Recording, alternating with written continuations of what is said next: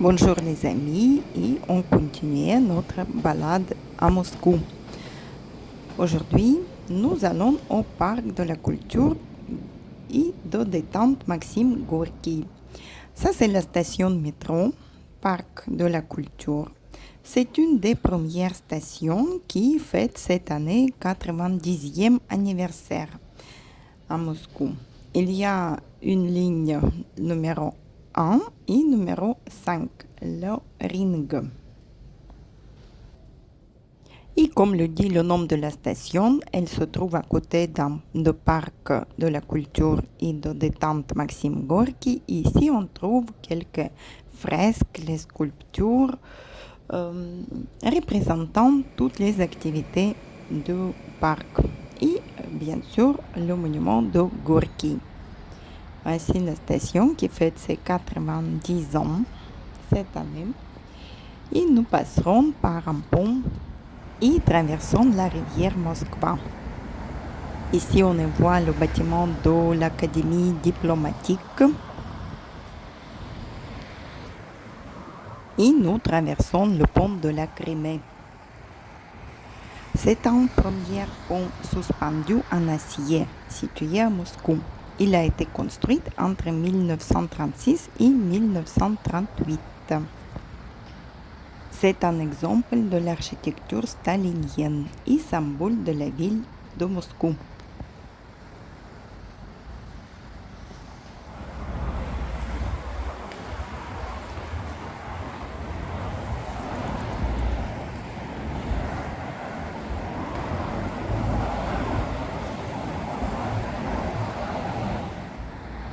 Et le parc central de la culture, le parc Gorky, créé par le gouvernement soviétique sur le domaine de Prince Troubetskoï.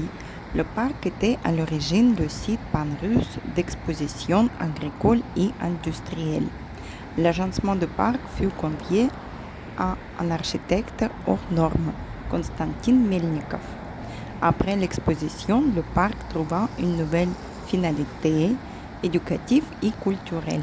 Il devient le lieu de promenade pour enfants, de compétitions sportives, de concerts et d'expositions. Le parc fut baptisé Gorky en 1932. À partir de 2011, le parc connut des transformations majeures. Il accueille désormais le centre d'art contemporain, le Garage, avec ses expositions et programmations intéressantes. En hiver, il y a les patinoires aussi qui s'installent à ce parc. Et en été, il y a beaucoup d'activités aussi pour les enfants, les jeunes et les adultes. Et à nos jours, sur ces 220 hectares, il y a divers jardins, lagunes, zones de loisirs, espaces sportifs, musées, restaurants. Actuellement, le parc Gorky est divisé en 4 parties différentes, de nord au sud. Il y a un muséum. C'est un espace de plus de 1000 sculptures soviétiques. Par terre, il s'agit de la partie principale et c'est l'exposition agricole. Jardin Skouchny et Воробьёвы горы, les collines où on était. Et au parc, presque à l'entrée, il y a une fontaine avec la musique.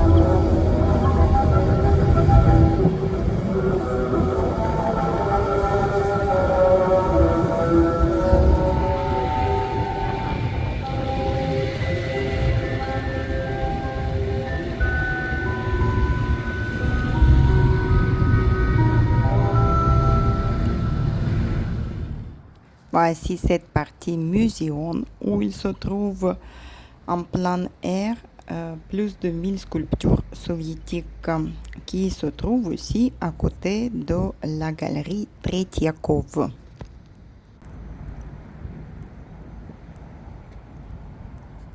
Parc. Non, de parc.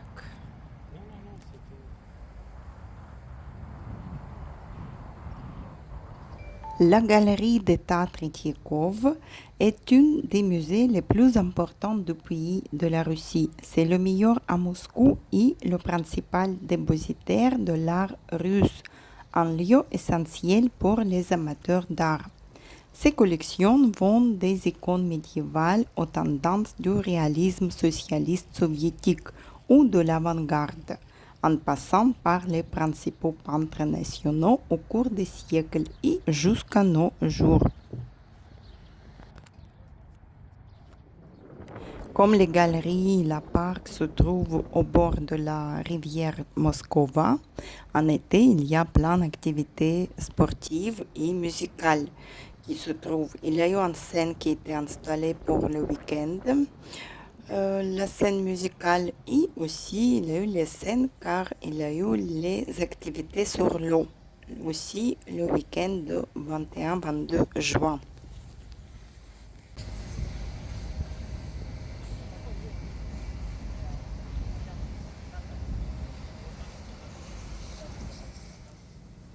Plusieurs expositions se passent dans cette partie de la galerie. Des galeries, il y a plusieurs salles et plusieurs expositions temporaires aussi.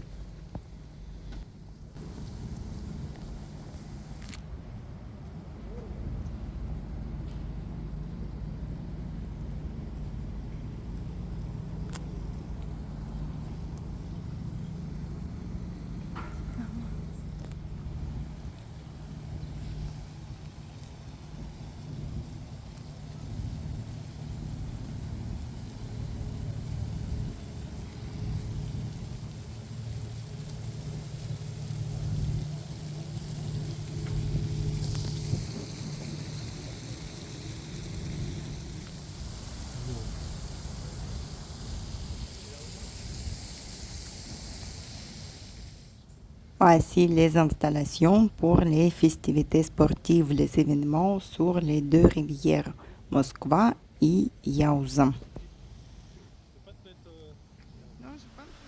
Et la statue de Pierre le Grand. Le titre officiel est Monument à la commémoration du 300e anniversaire de la flotte russe. Elle était érigée en 1997 et elle a hauteur 98 mètres. C'est la plus haute statue de Russie. La statue, elle est mise sur l'îlot artificiel qui est séparé, c'est l'îlot Bolotny. Il est séparé par le canal aussi. Nous passons par Yakiminskaya набережная, le quai Yakiminskaya. Passons par le petit pont d'autre côté sur Bolotnaya набережная.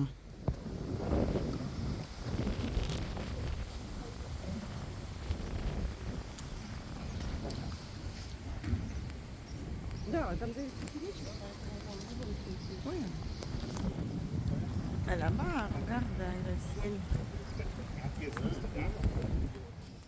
Et nous arrivons au quartier de l'ancienne fabrique de chocolat Krasny Octobre, Octobre Rouge à Moscou, qui est aujourd'hui un quartier branché de la ville, connu pour son architecture industrielle reconvertie en galerie d'art, restaurant, bar et espace de création. Cette fabrique a été fondée en 1897. La fabrique produisait des chocolats et confiseries célèbres, tels que Alonka, le chocolat connu avec la tête d'une fille. L'usine a été déplacée hors de Moscou en 2007 et les bâtiments historiques ont été transformés en un centre culturel et artistique. Le quartier abrite des galeries d'art contemporain, des studios de designers, des bars, des restaurants et même des musées dédiés à l'histoire de la confiserie.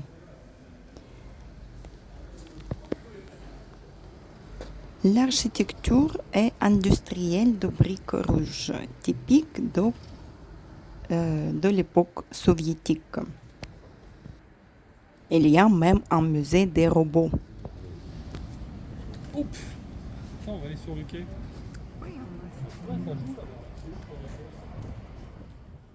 Et d'un côté de Moskva-Reka rivière et la fabrique, l'ancienne fabrique Krasny Octobre, et d'autre côté, c'est la cathédrale Saint-Sauveur.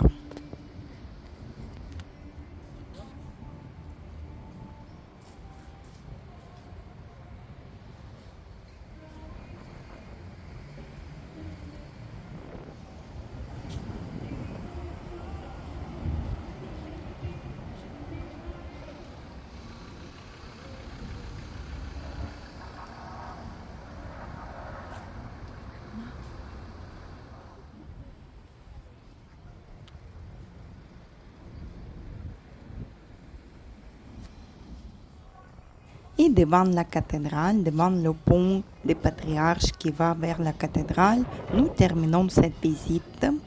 Cette petite visite, la visite de la cathédrale et ses auteurs, ses terrasses, est déjà sur la chaîne.